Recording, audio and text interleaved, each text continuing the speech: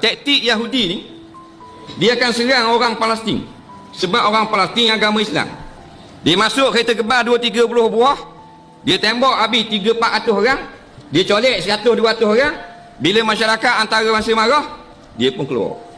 Dapat 300 orang yang Islam.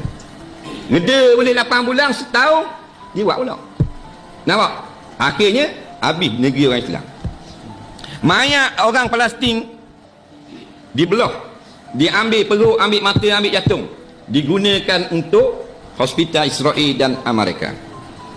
Ada orang Amerika nak pakai buah pinggang, dia akan ambil seorang banduang Palestin, dibunuh, ambil jantung, ambil liver, atau ke Amerika. Mayat tahu tak nampak. Tangkap 100 orang pejuang atau rakyat Palestin, lepas 80, tinggal 20 lagi hilang. Tangkap 120, lepas 80, baki 40.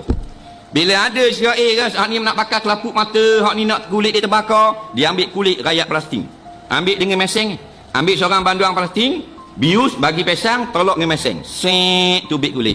Siapa tak ada kulit, lepas tu bunuh, ambil mata, ambil itu, atau ke Kanada atau ke Perancis untuk kegunaan